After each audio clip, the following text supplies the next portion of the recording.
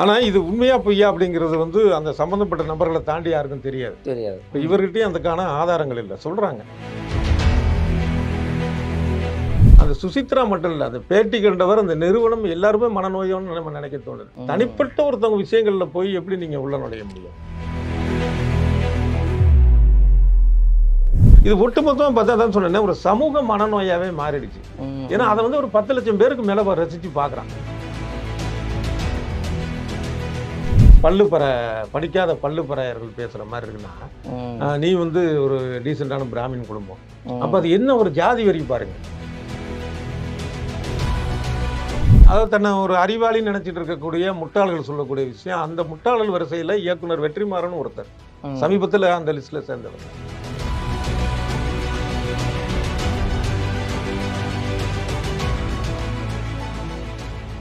கேள்வி கணைகள் நிகழ்ச்சிக்கு வரவேற்பதில் மகிழ்ச்சி. அரசியலை தாண்டி அவ்வப்போது சினிமாவிலும் பல விஷயங்கள் ட்ரெண்ட் ஆவது உண்டு. அதுபோல தான் தற்போது பின்னணி பாடகி சுசித்ரா, அவருடைய கணவர் கார்த்திக் குமார் இருவருக்கும் இடையிலான ஒரு உரையாடலும், அதை தொடர்ந்த சில விமர்சனங்களும் தொடர்ச்சியாக ட்ரெண்டிங்கில் இருக்குது. இது சம்பந்தமாக இதன் பின்னணி குறித்து நம்மிடம் விவாதிப்பதற்காக இணைந்திருக்கிறார் மூத்த பத்திரிகையாளர் டிவி சோமு அவர்கள். வணக்கம் சார். வணக்கம். ஆக்சுவலாக இந்த சுசித்ரா அவங்க பேசும்போது அவங்க கணவரை, முன்னாள் கணவர் தானே அவர்? ஆமாம். இப்போ விவாகரத்து ஆயிடுச்சா? ஆயிடுச்சு. இவங்களுக்கு வேற திருமணம் அந்த மாதிரி ஆயிடுச்சு. ஓகே. ஆனால் அது வந்து இப்போ வந்து பேசுறதுக்கு முதல்ல என்னது, அது இல்லாமல் இந்த பொதுவெளியில் இவர் வந்து ஒருங்கிணைச்சேர்க்கையாளர் தனுஷ் கூட இருந்திருக்காரு, இப்படிலாம் ஒரு முன்னணி நடிகரை இணைச்சு பேசுறது, இதெல்லாம் சரியானதானா? இது ரொம்ப ஒரு தவறான போக்கு இது. அதாவது ஒரு முன்னணி நடிகருக்கு அப்படிங்கிறது மட்டுமே அது மாதிரி இல்லை, யாரையுமே ஒருத்தருடைய தனிப்பட்ட விஷயம். இப்போ ஓரினச்சேர்க்கை அப்படிங்கிறது அவங்கவுங்க சார்ந்த ஒரு விஷயம். ஒரு வலுக்கட்டாயமா வந்து ஒரு பாலியல் வல்லுறவு கொள்றாங்க, அது ஒரு பிரச்சனை ஆகுதுன்னா அது பொதுவெளிக்கு வருது அப்படின்னா அது வேற. அதுக்கு நீங்க வந்து பொதுவெளியில் அதை வந்து குற்றஞ்சாட்டலாம், நீதிமன்றம் போகலாம், காவல்துறையில புகார் கொடுக்கலாம், நீதி கேட்கலாம், அதெல்லாம் வந்து சரியான விஷயம். ஆனா இது உண்மையா பொய்யா அப்படிங்கிறது வந்து அந்த சம்பந்தப்பட்ட நபர்களை தாண்டி யாருக்கும் தெரியாது. இப்ப இவர்கிட்டயும் அதுக்கான ஆதாரங்கள் இல்லை. சொல்றாங்க ஒண்ணு. தவிர ஆதாரம் இருந்தால் கூட அதை பொதுவெளியில வந்து பகிர்றது அப்படிங்கிறது இருக்குல்ல. ஏன்னா இவருக்கு இவருடைய கணவருக்குமான உறவும் முடிஞ்சு போச்சு. முன்னாள் கணவர் அப்படின்னு ஆயிடுச்சு. தவிர வந்து இவர் இது மாதிரி டக்குன்னு சொல்ற மாதிரி இப்போ தனுஷ் கூட அது மாதிரி இருந்தாரு. தனுஷ் ஒரு ஒருங்கிணைச்சேர்க்கையாளர், அந்த அறையில் அவங்க என்ன பண்ணாங்கன்னு தெரியாதா? இந்த மாதிரியான ஒரு விஷயங்கள்லாம் பேசுறது இருக்குல்ல, இது ரொம்ப தவறான ஒரு போக்கு இது. இதை விட்டு இன்னொன்று அவங்க சொல்லியிருக்கிறாங்க. அதாவது தனுஷுடைய மனைவி ஐஸ்வர்யா ரஜினிகாந்த் வந்து ஒரு சரியான தாயார் இல்லை, அவங்க அந்த மாதிரி இல்லை, தன்னுடைய பிள்ளைகளை அவங்க கவனிக்கல. இதெல்லாம் ரொம்ப ஒரு சென்சிட்டிவான ஒரு குடும்பத்துக்குள்ள இருக்க இன்னொரு குடும்பத்துக்கு பத்தி எப்படி பேச முடியும்? ஆமா, அதை வந்து அந்த குடும்பத்துல உள்ளவங்க பேசணும், அந்த பிள்ளைகள் பேசணும், அதான் அவங்கக்குள்ள பேசிக்க வேண்டிய விஷயம் தான். ஆமா, இது பொதுவெளிக்கான ஒரு விஷயமே இல்லை. இது ரொம்ப ஒரு தவறான ஒரு போக்கு இது. அதுவும் இல்லாமல் ஒரு பத்திரிகைகள் மட்டும் இருந்தப்போ இந்த மாதிரியான விஷயங்கள்லாம் மிக மிக மிக குறைவாக தான் இருந்திருக்கு, ரொம்ப குறைவு. அதுவும் இல்லாமல் ஒரு பத்திரிக்கை அப்படின்னா ஒருத்தவங்க பேசுனது அப்படியே பிரிண்ட் ஆகிடாது. ஆமாம், அதை செய்தியாளர் வந்து எழுதி கொடுப்பாரு, அப்புறம் உதவி ஆசிரியர் பார்ப்பாங்க, பொறுப்பாசிரியர் பார்ப்பாங்க, ஆசிரியர் பார்ப்பாங்க, அவ்வளவு இதுக்கு இது எல்லாம் முடிஞ்சு போகிறப்ப ப்ரூஃப் ரீடர் கூட வந்து சொல்லுவாங்க, ஐயங்க இந்த லாஜிக்கை தப்பாக இருக்கு, இல்லை ஒரு இதாக போகுதுங்கிற அது அந்த அளவுக்கான ஒரு ஜனநாயகத்தன்மை வந்து பத்திரிகையில் இருந்தது. இப்போ இந்த யூடியூப் அப்படின்னு வந்ததுக்கு அப்புறம் பார்த்தீங்க அப்படின்னா நினைச்சதான் நினைச்ச நேரத்தில் பேசலாம் அப்படி. இந்த சமூக வலைதளங்கள் எல்லாமே அப்படிதான். இப்போ ஃபேஸ்புக், ட்விட்டர் எல்லாமே வீடியோ எடுத்த உடனே போடலான்னு இருக்குல்ல. இதுல வந்து இதை சென்சார் பண்றதுக்கோ இல்லை வந்து அதை யோசிச்சு சரி தப்புன்னு சொல்றதுக்கான நேரமும் இல்லை, யாரும் ஒதுக்குறது நபர்களும் இல்லை, அமைப்பும் இல்லை. இவர் ஜிவி பிரகாஷ் சைந்தவி அவங்க மியூச்சுவலாக பிரிஞ்சுட்டாங்க, அதை பற்றி அவங்க அறிவிச்சிட்டாங்க. ஆனால் அதையும் அதை வேற பல பேர் பார்த்தீங்கன்னா இப்போ அதுதான் வந்து உலகத்திலே மிகப்பெரிய ஒரு முக்கியமான விஷயம் மாதிரியும். ஏன் ஒரு கணவன் மனைவி இருந்தாங்க, அவங்களுக்குள்ள ஒரு தாங்கல் அப்படிங்கிற விஷயமே. ஆமாம். இப்போ இன்னும் சொல்ல போனால் ஒரு கணவன் மனைவிக்கு இடையான ஒரு மன ரீதியான ஒரு பிரச்சனையாக இருந்துச்சுன்னா சம்மந்தப்பட்டவங்களுடைய தாய் தகப்பன்ட்ட கூட அவங்க எந்த அளவுக்கு அதை வெளிப்படையாக சொல்லுவாங்க, முழுமையாக சொல்லுவாங்களா அப்படிங்கிறது கேள்விக்குறி. அது அவங்களுக்குள்ள ஒரு அந்தரங்கங்கள் உறவுகள் அது இது இருக்கும், அவங்க பேசியிருப்பாங்க, பழகிருப்பாங்க, அது தனி உறவு. அது நீங்க அதை போய் மூன்றாவது நபர்லாம் இன்னைக்கு பார்த்தீங்கன்னா ட்விட்டரில் வந்து இப்போ அதுதான் ட்ரெண்டு. இது ஒரு வகையான சமூக மனநோயாவே இது ஆயிடுச்சு. இது வந்து இந்த சமூக ஊடகங்கள் வந்ததுக்கு அப்புறம் இது ரொம்ப அதிகமாயிடுச்சு இது. அந்த மாதிரியான இதில் இன்னொரு முக்கியமான ஒரு வருத்தமான விஷயம் என்னன்னா, இப்போ பத்திரிக்கையில கோலோச்சின நிறுவனங்கள் நடத்தக்கூடிய யூடியூப் சேனல்கள்லையும் இப்படி அப்படி தரங்கட்டு போயிடுச்சு ம். அப்படிங்கிறது இருக்குல்ல. அது அன்னைக்கு இந்த இவங்க சுசித்ரா பேசுறத பார்த்தாலே அவங்களுடைய ஒரு மனநிலை மாறுபாடு அப்படின்னு ஏற்கனவே எல்லாம் வந்து பல பேர் சொல்லி வந்தது. அது தெரிந்த விஷயம் அது. ம். பல பேர் சொன்னாங்க இந்த மாதிரியான ஒரு இதில் இருக்காங்க, ட்ரீட்மெண்ட்ல கூட இருக்காங்க அப்படின்னு. ஓகே. இதை பார்க்கும்போது அதுதான் தோணுது. அவங்களுடைய பேச்சு, அந்த தோரணை இதெல்லாம் ம். பார்க்குறப்ப இது. ஆனா அதுல வந்து அந்த சுசித்ரா மட்டும் இல்ல. அந்த பேட்டி கண்டவர், அந்த நிறுவனம் எல்லாருமே மனநோயோன்னு நம்ம நினைக்க தோணுது. அவ்வளவு நமக்கு கோபம் வருது அது. ம். தனிப்பட்ட ஒருத்தவங்க விஷயங்கள்ல போய் எப்படி நீங்க உள்ள நுழைய முடியும்? அதுதான் ட்ரெண்டிங்கு. அதுதான் வியூஸ் அப்ப போகுது. வியூஸ் போகுது அப்படிங்கிறதுக்காக எத வேணாலும் பேசலாம். அப்படிங்கிறது ஆமா. எவ்வளவு ஒரு இழிவான தன்மை இது அது. இவங்க பேசுனது எந்த அளவுக்கு இழிவானதோ, தப்போ, அதே அளவுக்கு கார்த்திக் ரிப்ளை குடுத்ததும் தப்பா போயிருக்கல. ஏன்னா, அவர் வந்து இல்ல அதையும் அந்த நம்ம ஆடியோ நம்ம பேசணும். அதுக்கு பார்க்கும்போது முன்னாடி இன்னொன்னும் பேசணும். அந்த ஒரு விஷயம் என்னன்னா, ம். இந்த ஜிவி பிரகாஷ் இந்த மாரி விஷயங்கள் மட்டும் இல்லாம, இப்போ பல பேருடைய வாழ்க்கையில் தனிப்பட்ட விஷயங்கள் நடந்துச்சோ, இல்லையோ, அத சொல்லக்கூடிய அத பத்தி தப்பும் தவறுமாகவோ ஏதோ ஒண்ணு பேசுறதுன்னு இருக்குல்ல. ம். குறிப்பாக பைல்வான் ரங்கநாதன். அவர பத்தி கூட இந்த ம். பேட்டியில சுசித்ரா சொல்லியிருக்கிறாங்க. ஆ, ஆ. அதுவும் அது அவரும் சரி. அவர மாரியான ஆட்கள் பேசுறது தப்பு. ம். அதுல இன்னொன்னு என்னன்னா அவங்க சொல்லியிருக்காங்க, பைல்வான் ரங்கநாதன் வந்து நான் கத்தியால குத்திருவேன். ம். துப்பாக்கியால சுட்டுருவேன். கேஸ ம். பத்தி கவலைப்படாம இதெல்லாம் வந்து எப்படி இதெல்லாம் அனுமதிக்கிறாங்க இது வெளியிடுறதுக்கு? அவங்க ம். பேசுறது ஒரு பக்கம் தவறு அப்படின்னா, ஒ ஆமா. ஒருத்தவங்கள கொல்றதுக்கெல்லாம் இவங்க யாரு? ம். இல்ல நாம யாரு? அடுத்தவங்கள கொல்றதுக்கான உரிமை யாருக்கு இருக்கு? இப்ப நம்ம நீதிமன்றத்திலேயே ஆமா. மரண தண்டனைய வந்து தவறுன்னு சொல்றோம். ம்.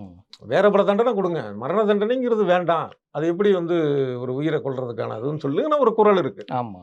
ஏன்னா இவங்க வந்து என்னன்னா, இவங்க இந்த மாரி பேசுறதும், இத அனுமதிக்கிறதும், வியூஸ் இருக்கு அப்படின்னாலே என்ன வேணாலும் பண்ணலாம் அப்படின்னா, சுசித்ராவுடைய மனநிலை மாறுபாட்டுக்கும், அந்த பேட்டி ம். கண்டவருக்கும், அந்த நிர்வாகத்துக்கும், அதோடைய ஓனருக்குமான மனநிலை வேறுபாடுன்னு எதுவுமே இல்ல எல்லாம் இது ஒண்ணுதான். சமீபத்துல ஒரு உதாரணம் கூட எடுத்துக்கலாம். அ சவுக்கு சங்கர், ஃபெலிக்ஸ் ஜெரால்ட எடுத்துக்கலாமே. ம்.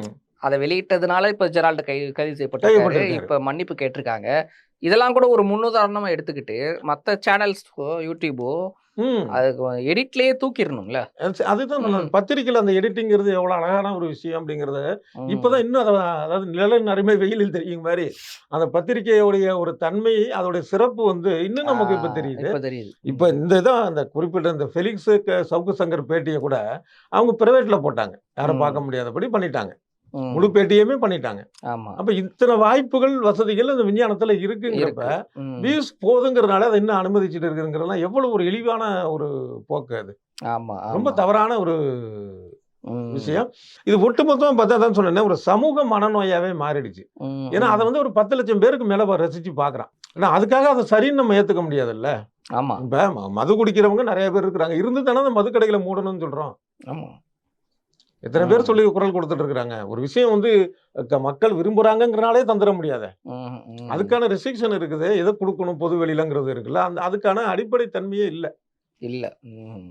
இப்ப என்னன்னா, YouTubeக்குன்னு சொல்லி அ சில வரையறைகள், சட்ட வரையறைகள் வந்து ம். மத்திய, மாநில அரசுகள் எடுக்க வேண்டிய ஒரு ஆமா. சூழலுக்கு வந்துருச்சு. சமீபத்தில கூட நீதிமன்றம் சொல்லியிருக்கு. யூடியூப்கள கட்டுப்படுத்த வேண்டிய நேரம் வந்துருச்சு வந்துருச்சு. அப்டின்ட்டு. இதுக்கான ம். தெளிவான ஒரு சட்ட திட்டங்கள் வேணும். ம். இப்ப ம். கேபிள் டிவின்னு திடீர்னு போட்டாங்க. ஆனா, அப்ப கேபிள் டிவி குறித்த சட்டமே இல்ல. ஆமா. வந்துருச்சு. ஆனா, ம். அதுக்கப்புறம் சட்டம் வந்ததில்ல. அது ஆமா. மாரி இப்ப இந்த யூடியூப் வந்ததுக்கப்புறம் வந்து இத்தன வருடங்கள் ஆயிடுச்சு. ம். இன்னமும் அதுக்கான ஒரு வரையறை இல்லாம, ஒரு பத்திரிக்கையில செய்தி வருது தவறா இருக்குன்னா, அதுக்கு ம். பிரஸ் கவுன்சில் இருக்கு. இல்ல நீதிமன்றத்த நாடலாம். எத்தன இது இருக்கு. ஒருத்தவங்க பேசுனது வந்து அத எழுதியிருக்கிறாங்க. அது சரியில்ல. எங்களுக்கு மனத பாதிக்குன்னு ஒருத்தவங்க வழக்கு தொடுத்தாங்கன்னா, அந்த பேட்டி குடுத்தாங்கல்ல, அவங்க மட்டும் இல்லையே. ஆமா. அந்த செய்தியாளரு, ஆசிரியர், பப்ளிஷர், பிரிண்டர் எல்லார் மேலயுமே வழக்கு பாயும். வழக்கு பாயும். ம். அதுக்கான ஒரு சட்ட வரையறை அது மாரியானது இருக்கு. இது ம். எதுவுமே ஒண்ணும் இல்லையே. அதுலயாவது டிஃபர்மேஷன் கேஸ் போட்டாலோ, இல்ல ஏதாவது பண்ணானா, அதுக்கு வருத்தம் தெரிவிக்கிறோம்னு ஒரு பேஜ்ல போடுவாங்க. அது ஒண்ணு இருக்கும். ம். இதுல அந்த மாரி எதுவும் பண்றதே இல்ல. யூடியூப்லாம் வருத்தம் கூட தெரிவிக்கிறது இல்ல. இதுல இன்னொரு இது இருக்கு. என்னன்னா, இப்ப பத்திரிக்கையில பிரிண்ட் ஆயி போயிடுச்சுன்னா, அத மறைக்க முடியாது. ஆமா.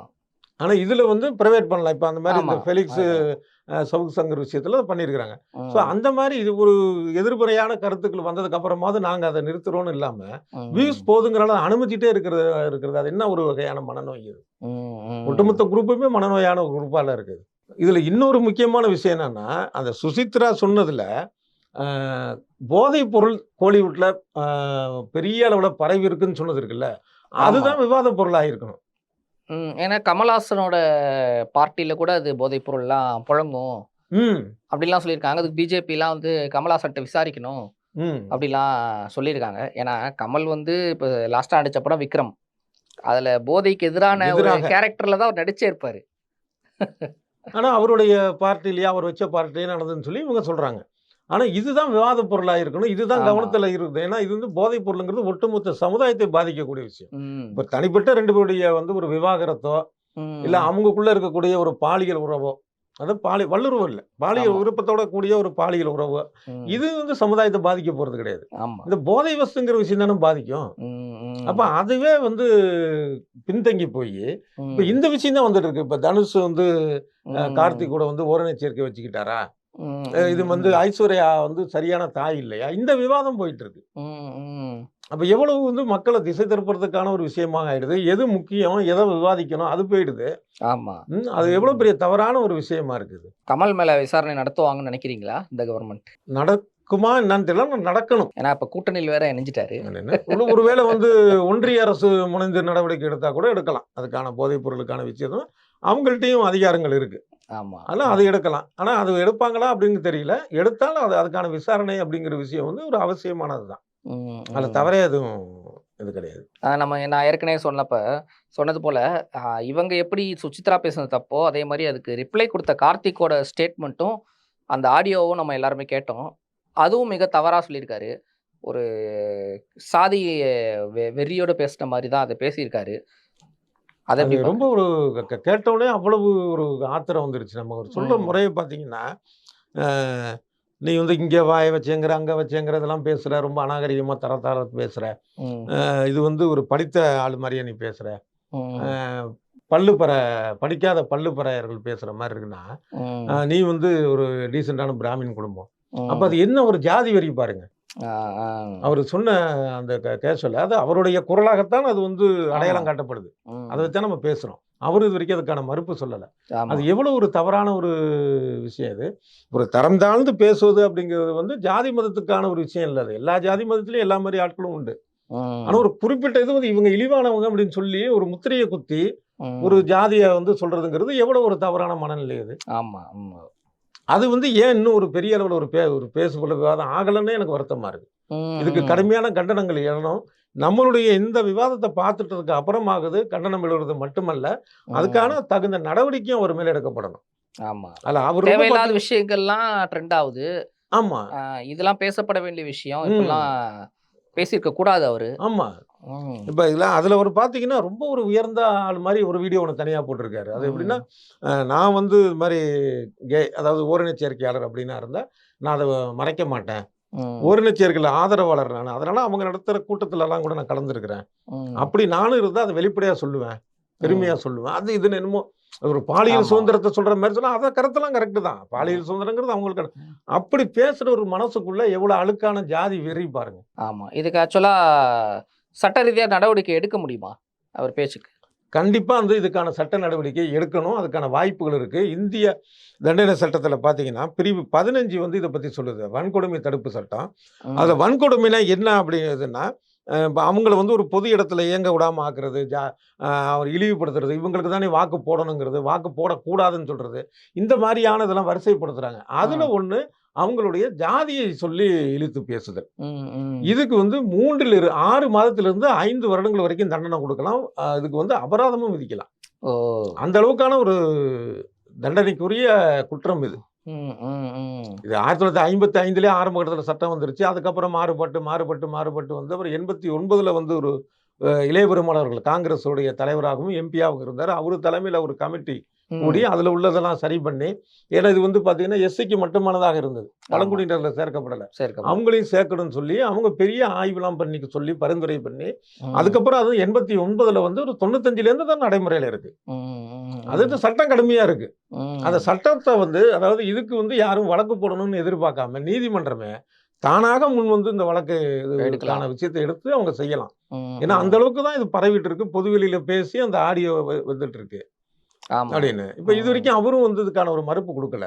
ம். இல்லன்னா ம். சொல்லலாம்ல, இது மாரி என்னுடைய குரல் இல்ல. நானு ஏதோ ஒண்ணு சமாளிக்கலாம். ஆமா. எந்த ஆமா. வித இதுவுமே இல்ல. அப்ப அது மனசு எவ்வளவு ஒரு வக்கிரமான ஒரு மனசு பாருங்க அது.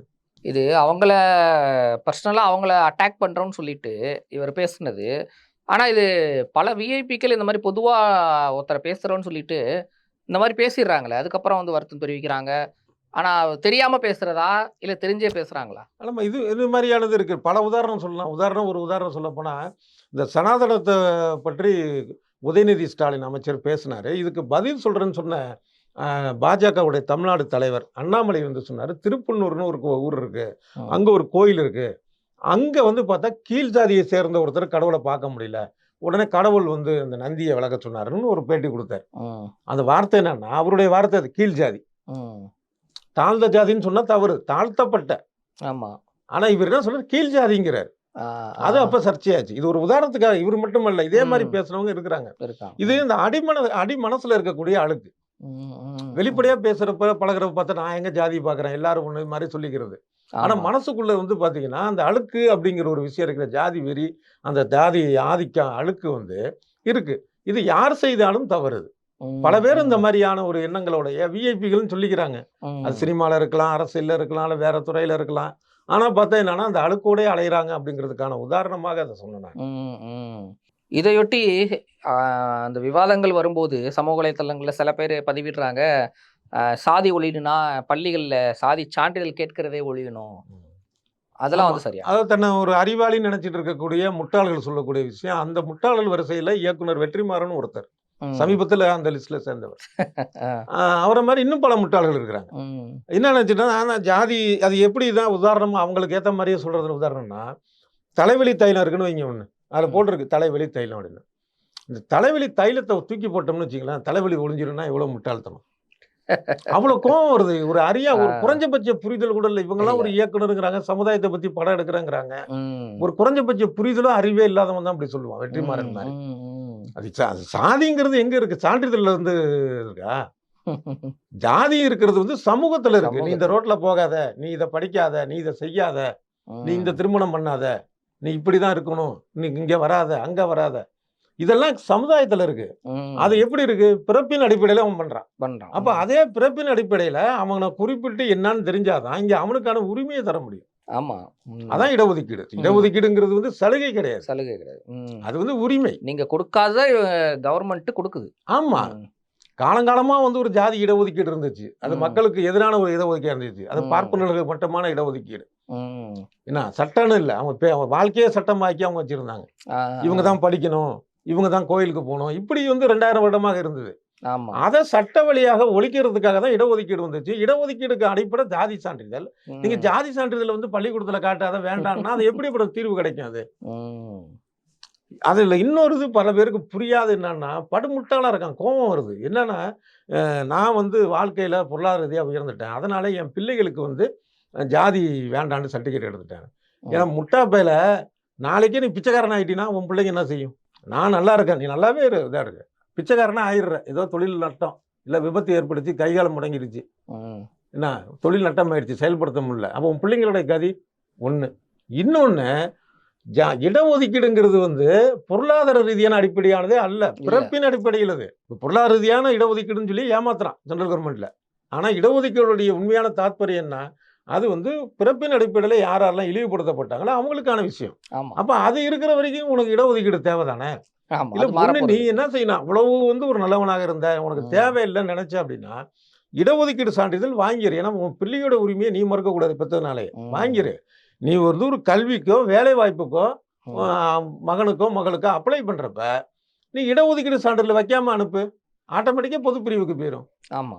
இது ரொம்ப சிம்பிளான விஷயம். இது ஒண்ணும் பெரிய இது வந்து அந்த மே மாசம் ஆச்சுனாலே மரகலண்டுரும் பல பேருக்கு. அது இல்லாம இந்த சமூக வலைதளம் வந்ததுக்கப்புறம் பல பேர் பைத்தியம் ஆயிட்டான். ம். ம். என்னான்னா, என்னுடைய மகனுக்கு நான் சாதியில்லை என்று சான்றிதழ் வாங்கினேன். ம். என்னுடைய மகளுக்கு வாங்கினேன். ஏன் உன் பிள்ளைங்களோட வாழ்க்கைய நீ அழிக்கிற. இல்ல உன் பையன் புள்ள நல்ல மார்க் எடுத்திருக்கு, வசதி வாய்ப்பு இருக்கு, அவனுக்கு வேண்டான்னு நெனச்சா கூட, நான் சொன்னது மாரி நீ சாதி சான்றிதழ் எடுத்து வச்சுக்க. அத வந்து குறிப்பிட்ட இதோட நீ அப்ளிகேஷனோட சேர்க்காம போடு. ஆட்டோமேட்டிக்கா உனக்கு பொதுப் பிரிவுக்கு வந்துரும். ஆமா.